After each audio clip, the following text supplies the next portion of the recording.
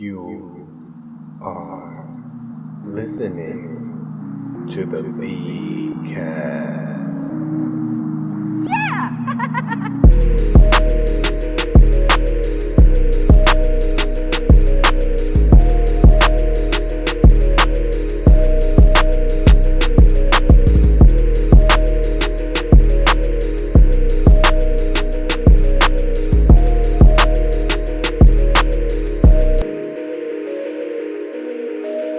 Good morning, USA. Good morning to you. Good morning to you. Good morning to you. Dun dun dun dun dun dun. Maybe I should change the intro music to some rock music. Just some go dun dun dun dun dun dun dun dun dun dun dun dun dun dun dun dun dun. Some fucking nice hard shit to open this bitch up to. Get pumped for the day. You know what I mean? It's better than a cup of coffee. It's the motherfucking VCast. I am your host, Vic Cedeno. And this is a podcast. Listen, if you're lonely, just think about doing a podcast by yourself that nobody listens to. All right? That's fucking lonely. That is, I'm just kidding. Dave Hodge listens to the podcast. Shout out to Dave Hodge. Yo, boy. What's up, everybody? I hope that you are listening to this and you're in a good mood. I really hope so. I hope that everything's going well for you. I hope that you're having as little trouble as possible. I hope that when you're driving down the street, all the lights turn green for you. I hope that nobody cuts you off. I hope that people aren't annoying you. I hope people are telling you the truth, that people aren't lying to you. I hope people love you, and I hope people touch your butt. I hope people touch your butt and your testicles and your chest. All right. I hope people rub your penis top. I hope people rub your clitoris. All right. That's what I hope for all of you. That is the real things that make you happy. Those are the things that make you happy, you know? Somebody tells you the truth. They touch your butt every once in a while. It's beautiful. It's romantic. It's romantic. And it's a romantic weekend. Because tomorrow's Valentine's Day. Today's Saturday, the 13th, by the way. It's 6:21 in the morning. My usual schedule. Dave Hodge complained that one of the episodes was too loud. I'm like, I'm fucking in my basement whispering at 5 in the morning. All right? Today's 6. Most days, it's 5. But we're rocking. I'm rocking. You see that table in the back there? You see there's a pool table back there? I don't know if you can see it in the camera. Oh, yeah, you can. You see right under the sneakers? That's my pool table. I'm selling it. If you're interested, give me a few $100. It's yours. And you could have a pool table in your house. Do you have a pool table in your house? You should have a pool table in your house. If you do have a pool table in your house and you need it fixed or you're selling it and you're moving it, there's only one person to call. There's only one person to call in the tri-state area, and that is A-Team Pool Tables. A-Team Pool Tables, sponsor of the podcast. All right? Good friend of mine, William Malimo, owner of the A-Team Pool Table Services. That's the tri-state area's top pool table repair company. All right? Top. If you're going to go with anybody to get your fucking table moved or your table fixed, you got to call the A-Team. You just have to. Because if you call anybody else, it's going to be B work, B quality work, all right? A-Team, whether you need your pool table refurbished, refelted, or relocated, A-Team uses more than its 15 years experience in pool table repair in New Jersey to offer top-notch customer service. I should know. That's my fucking deal right there. And high-quality work. We also offer pool table maintenance and moving services in Westchester County, Long Island, Manhattan, Brooklyn, and Queens. They charge extra to go in the hood, though. A-Team Pool Table Services specializes in one-piece slate, coin-operated, and antique pool tables. That right there is a motherfucking bar table. They didn't put that there, so they don't specialize in that, but they'll still do it. I'm just kidding. They specialize in everything. We cater to Northern New Jersey, Westchester County, and all 5 boroughs of New York City and Long Island. New and used pool table assembly. Did you know you can't just put a pool table together yourself? right? I'm pretty sure even the most mechanically inclined person can figure out how to put that frame together and how to set up the base. You might even get the slates on the table. All right. But what you're not going to be able to do is on a 3-piece slate table is get all 3 pieces to match like that. Perfect. Oh my God. You got to level it. You got to make sure those pieces match so that they butt like that. And these for the people that are just listening, my fingers are coming together to make one nice level plane, because that level plane has to be very, very, very level. Okay? A level plane has to be very, very level, especially in a pool table, because the cloth has to go over that. And if you leave any bumps, your fucking game's going to be whack. And people are going to know, and people are going to make fun of you and be like, yo, look at that line in your pool table. That's where your slates are. I can see that. You didn't hire the A-team to come and get your pool table. So call the A-team. Or even better, go on their website, njnypooltableservice.com. All right, for every billiard game room need. All right, you got a man cave, call them, njnypooltableservice.com. They got fucking glow-in-the-dark signs. They got glow-in-the-dark pool sticks. They got all that good shit. All right, call them. Mention the VCast podcast. Don't even mention the VCast podcast. They won't even know what it is. Just tell them Vic sent you. All right, tell them Vic sent you. They'll take care of you. njnypooltableservice.com. A-team pool table services.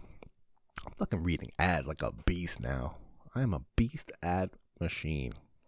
So, if you have a business and you're listening to this, hit me up. Let's talk. Let's make videos.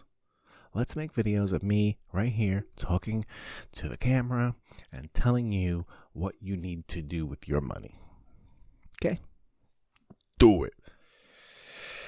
Do it. Oh my gosh.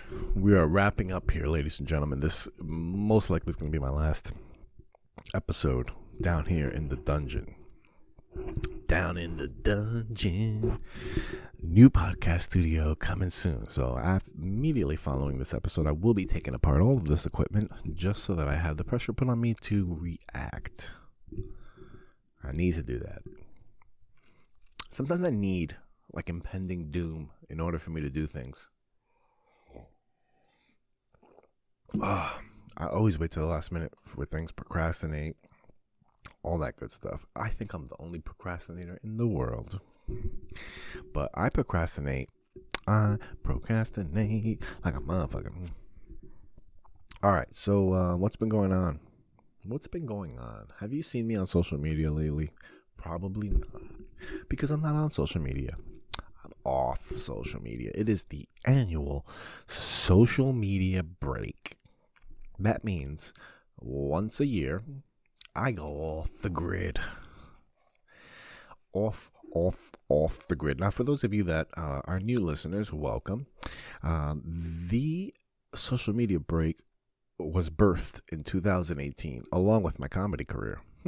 Coincidence? No, it's not. So February of 2018, it was January. My cousin had committed suicide, and I was reeling just because never saw that person as someone that would take their own life. And being that close to it just made me realize that I was close to the fucking edge. And I didn't know it.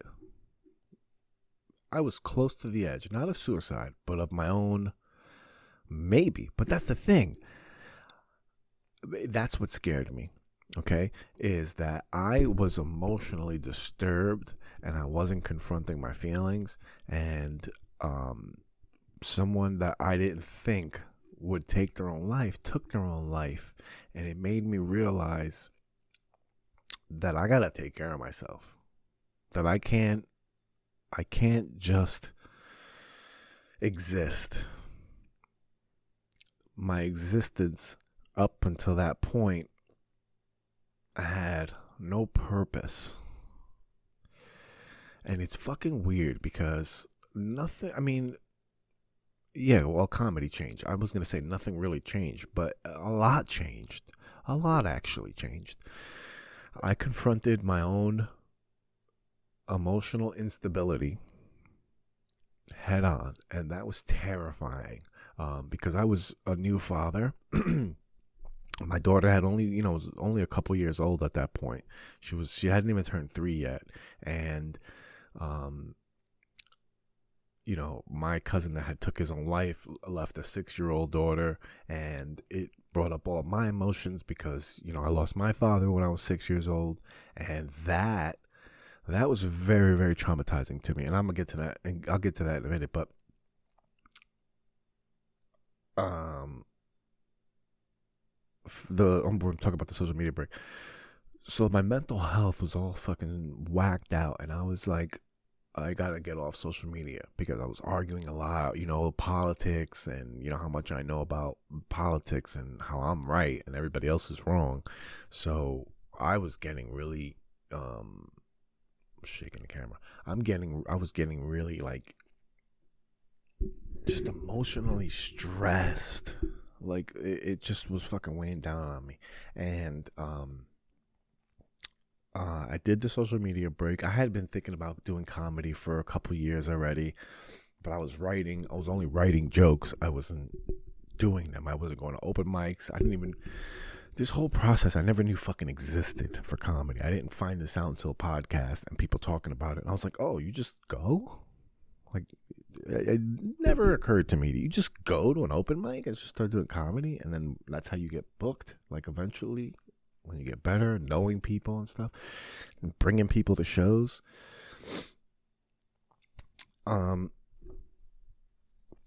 So February came around, I got off social media, and I was like, what am I going to do while I'm not on social media? So I was like, I'm going to write a blog. And in that blog, every single day, I'm just going to write about my feelings without social media.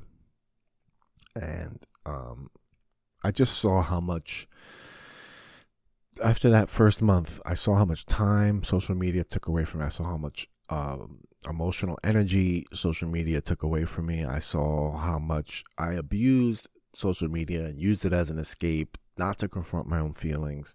And I already have too many of those. Escape my own feelings.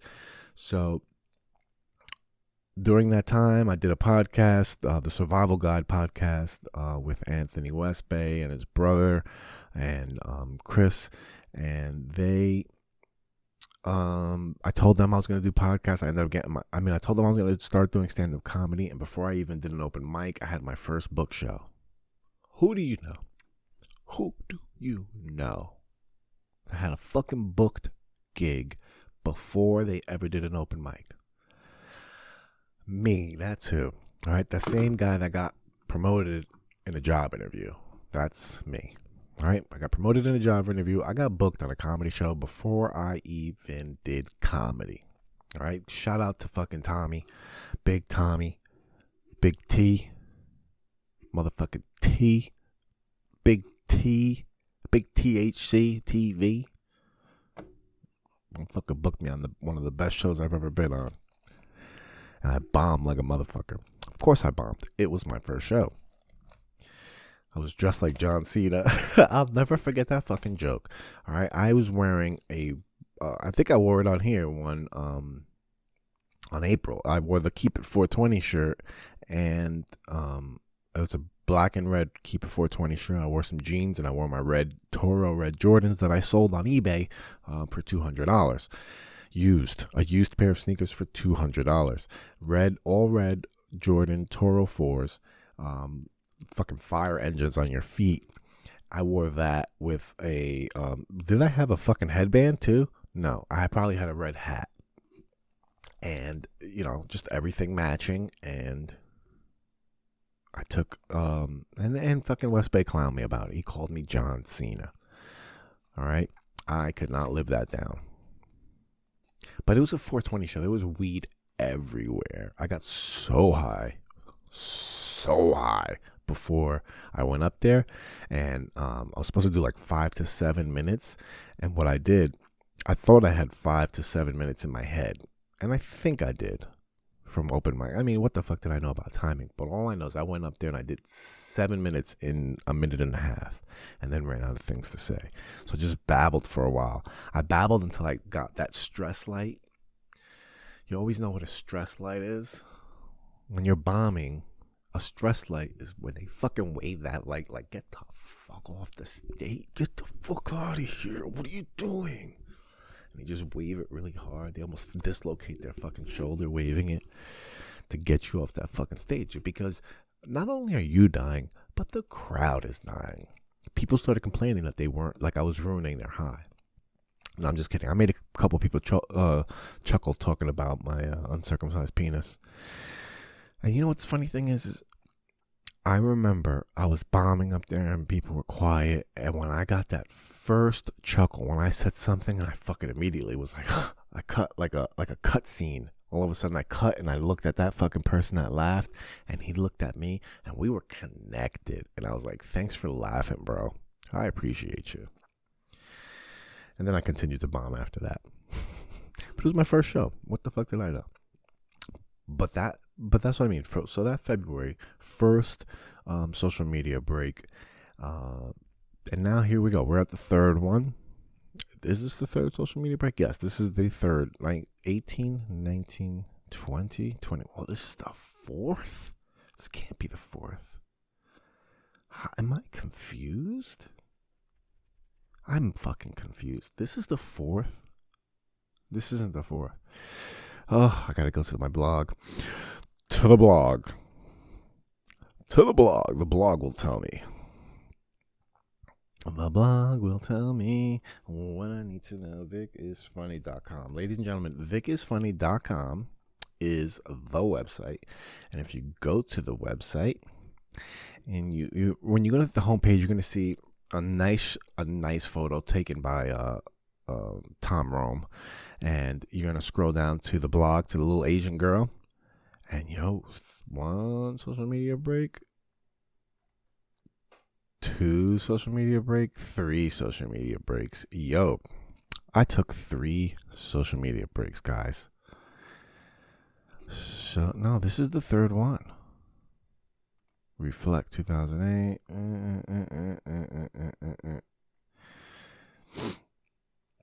All right, so I only did 3 social media break. My first blog post, reflect. I'll be back. So did I not write something? Maybe comedy was.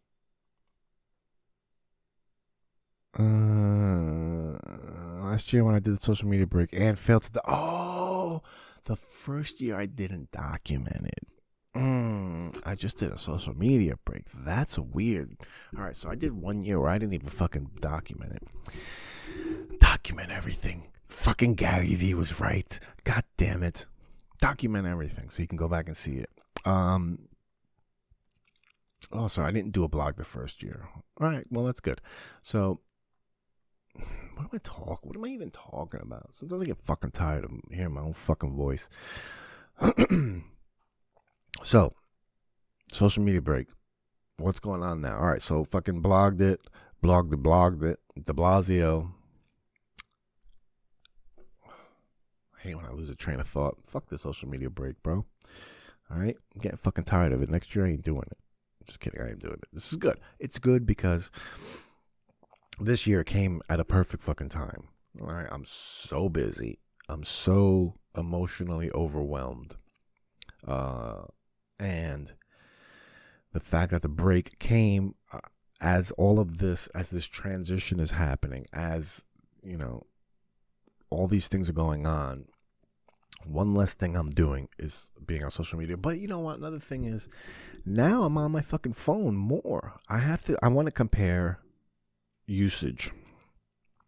Apple tracks phone usage. I don't know if Android does. Who gives a fuck? Excuse me. But Apple tracks usage. And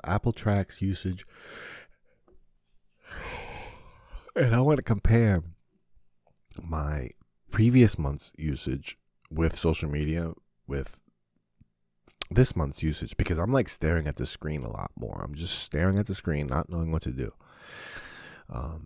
Looking for looking for an emotional escape. I think I'm just a lot more emotional this month. It's been a fucking tough month. This is a tough month historically. All right. A very tough month. I think last episode I rattled off all of the fucking things that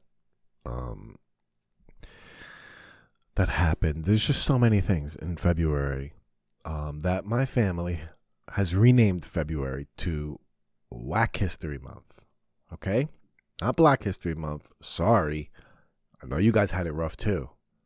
But so did we. All right? February is historically whack for us. So, it's now known as Whack History Month. Boom. And just, it's been a rough month. And I'm fucking tired. I'm tired. Like, I talk about that stuff here, and I'm getting tired of talking about stuff here, but I'm tired of talking about my feelings to people. All right? I'm tired of telling people how I emotionally feel, especially like when I'm upset. I'll tell you guys because it's a podcast. And it's my podcast. I talk about whatever the fuck I want.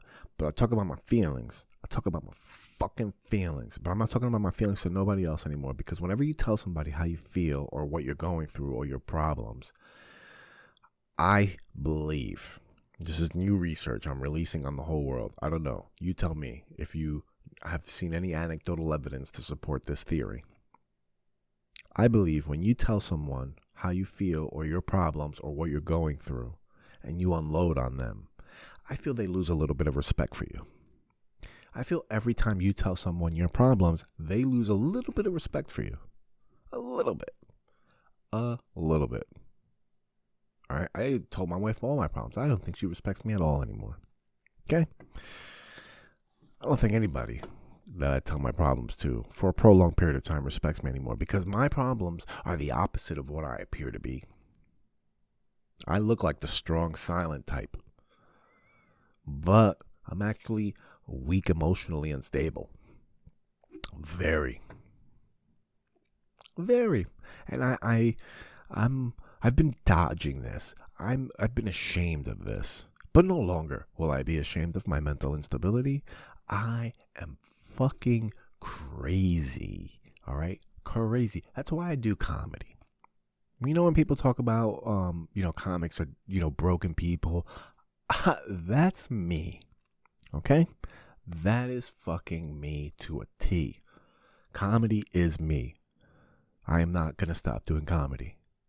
I found like this, comedy is my outlet. I can't wait. Tomorrow night, Dojo Comedy, Cypher Sounds, Valentine's Day show. Cypher Sounds is headlining. Natalie Cuomo's hosting. Clint Esposito's featuring. Your boy Vic might be doing a spot. I heard Vic Cedeno is going to be there. I heard Vic Cedeno might be doing 5 minutes quick. I can't fucking wait. I've been doing a couple open mics, but to be honest, I haven't had the time. I also haven't had, I seclude when I get depressed. I've been going through like some fucking depressive episodes like this last couple weeks. I spent like fucking 3 days crying this week, like just crying, bawling.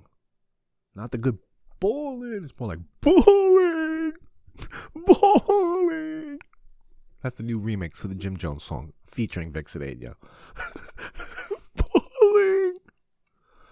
Bawling. And I don't know why.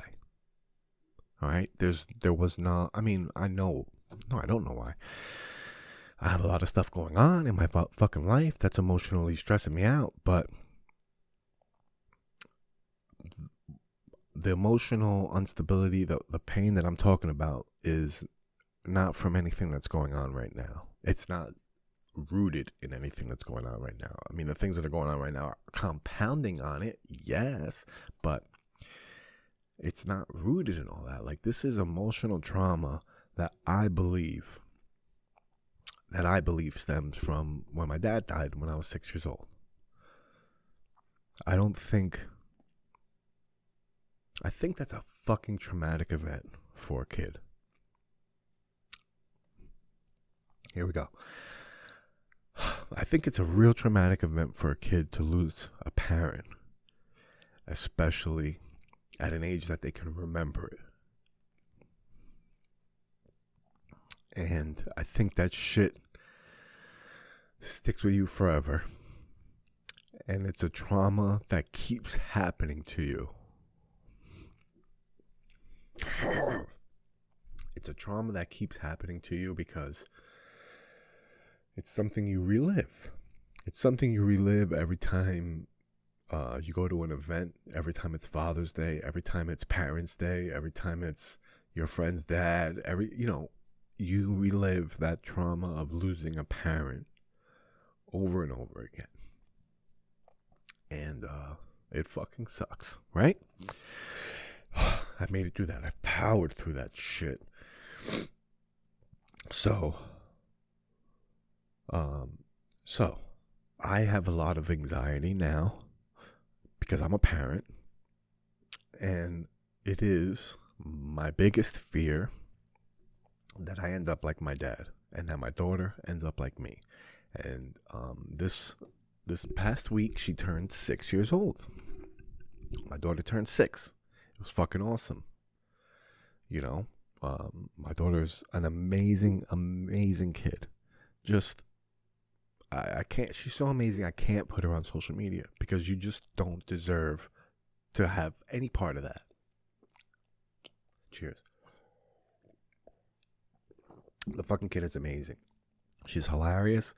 She is fucking smart, creative. She's so thoughtful and caring and loving. Just the sweetest little kid. We went to the fucking dentist yesterday. She left the dentist. She gave the dentist and the dental assistant a hug afterwards, and they melted. She's very, very, very emotionally mature.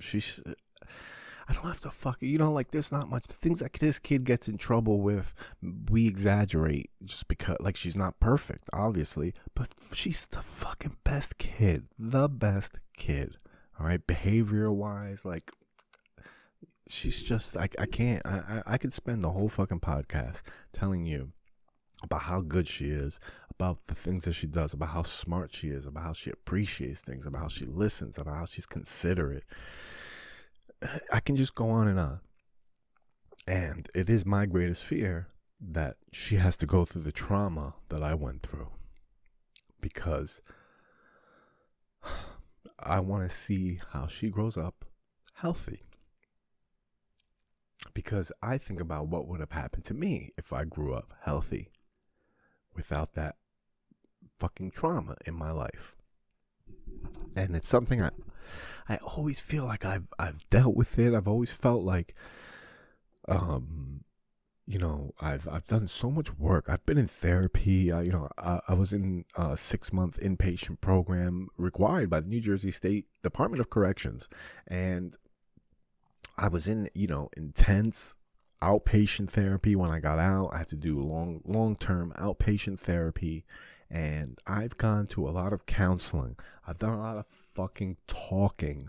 I've done a lot of therapy. I wrote letters to my dad that I burned afterwards. I've done a lot. And it doesn't go away. It just doesn't. So, I fear for that. And that shit,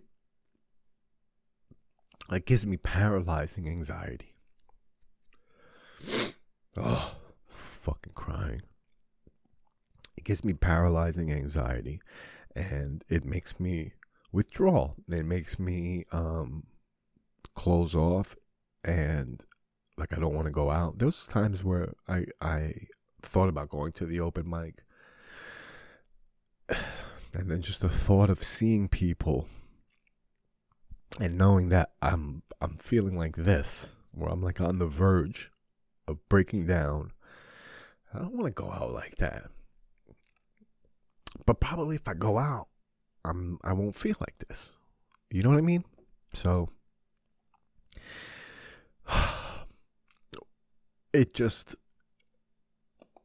that's another thing that fucked me up, was that my cousin did that. And he left his little daughter alone. And I'm like, fuck, man. Fuck, man. I got so angry. So angry. Ugh. Yeah. Fucking snot rags. So angry because how could you do that? You know? How the fuck could you do that? I don't want to, everybody's pain is different. It sucks. But that's what made me think. I'm like, fuck, man, I never thought he could do that. And here I am just like emotionally unstable. And I have no outlet. Like I had no outlet before I did comedy. And, because I don't talk about my fucking feelings. I made that, by the way. I don't talk about my feelings with people. I am, this is as far in as I let people, all right? Where you just saw and the things I'm telling you is as far as I let people in. And and you know what? I don't even have this conversation with people. My wife knows, but like I said, every time I talk to people about this, I feel like they lose a little bit of respect for me. Opening up is stupid. Don't tell people your feelings. Don't tell people how you feel. Don't tell people your problems. Don't confide in anyone. You can't trust people with your fucking feelings. You really can't. You tell someone how you feel, they lose respect for you. That's it. Because guess what? They're not going to want to hear about it again. They're not going to want to hear about it again. Silencing people. Struggling silence, man. What's that Henry David Thoreau quote? Fuck. Most men suffer in silence. No, most men lead lives of quiet desperation. Henry David Thoreau. Most men lead lives of quiet desperation. Holy.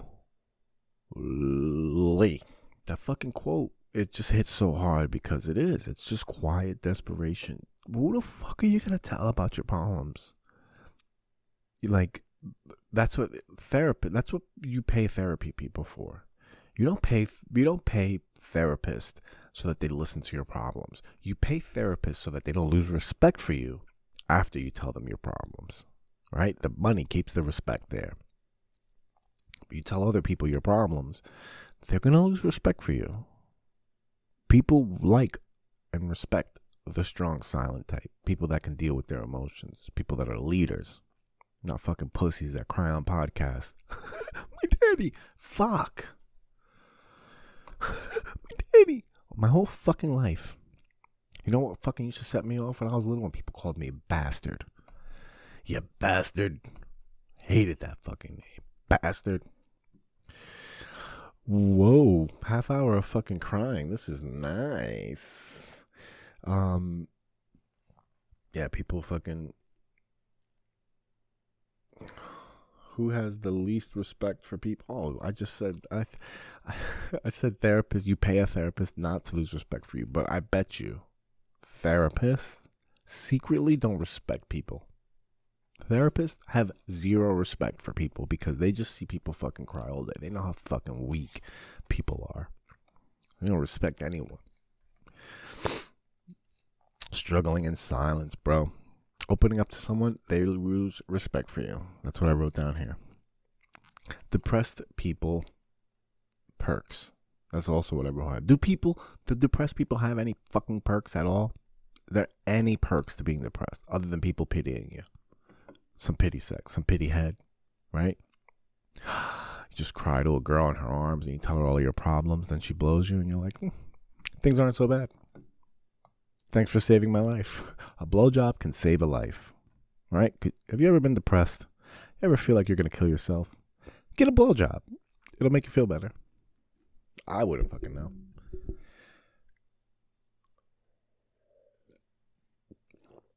Water in my fucking Tupperware cups. Are these Tupperware cups? Because these are good.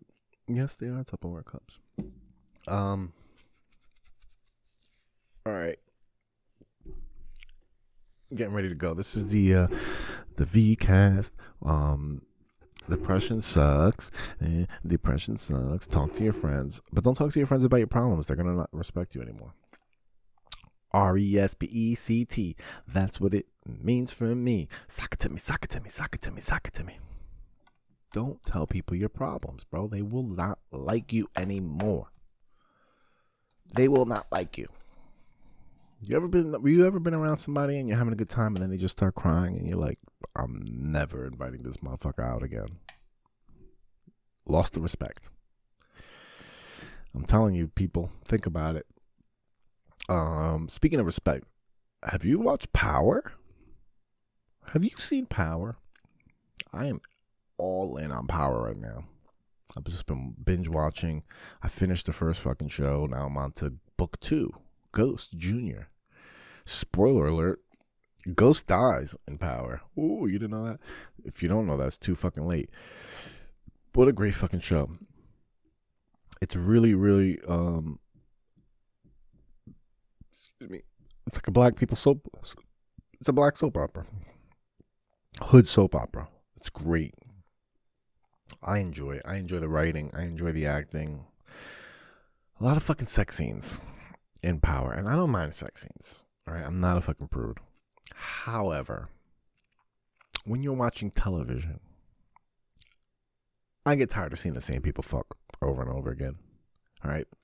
Power was notorious for this in the first few seasons. You just keep watching the same people have sex scenes, and it's just like corny. It's already like the first 2 times, it's fucking steamy. But just like in real life, the more you have sex, the fucking whacker it is. Fucking Power, man. It's just a crazy show. I want to be a drug dealer now. I want to move weight. All right? I'm going to start selling pills. Holla at me. I'm going to start a drug dealing podcast. All right? If you subscribe to the podcast, you got to donate $20. And I'll send you a gift. I just want to move weight. They make it look so easy and make it look so cool. Yo, drug dealing is not easy. People think drug dealing is like easy, or they see the money in the flash, you know, and they think, or they see that you hang out outside all day, like drug dealers on the block, drug dealers on the corner. Do you know how little corner drug dealers make? I'm talking about how little corner drug dealers make. Very, very little. It's fucking surprising. But this is why they make very little. Because of the amount of time that they invest. But it's like running your own business. So there's potential, right? Like if you consider like the hourly pay of a McDonald's worker, they probably get paid more than drug dealers. Think about it.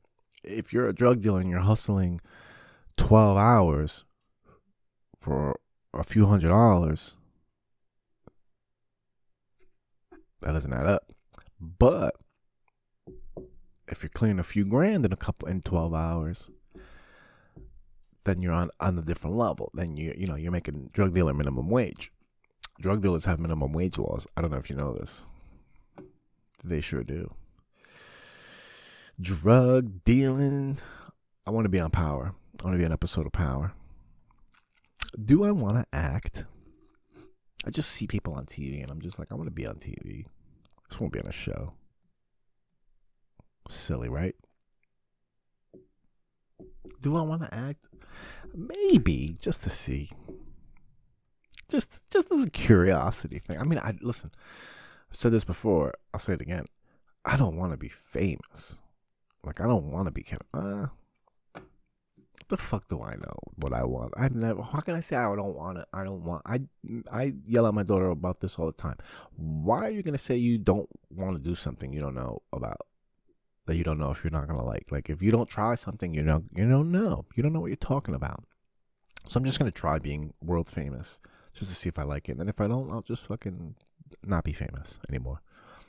That's it. Just turn it off. Turn it off. All right. I do not have anything to promote. Comedy's coming back.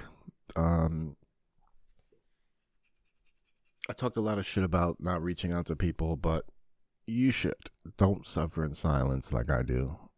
I don't suffer in silence. I have you. I have my podcast listeners to tell my problems to. Thank you for tuning in to listen to me cry and whine about my life. I hope this podcast has empowered you to become a better person, to be tougher, and to not take any shit. And please, don't tell people your problems. All right? I know I just said to confide in someone, but don't. Don't do it. They're going to lose respect for you. All right? Confide in people that you don't care if they respect you or not. That's the rule. All right? Don't suffer in silence. And also don't tell your close friends and people that you need to respect you your problems. All right? Like I won't tell my boss my problems. Right? If I tell my boss my problems and emotionally break down, they're going to be like, you're a fucking pussy. Right? Right. So you have to pick who you fucking tell your problems to. Pick someone that you don't care if they respect you or not. Like your mom. Your mom's a good person to tell your problems to. Because if you don't care if they respect you or not, they still have to be your mom. I don't tell my mom my problems. I don't tell anybody my problems. I'll just keep it to myself and the VCast. That's you. Thanks for listening. You're listening to my daddy of the VCast.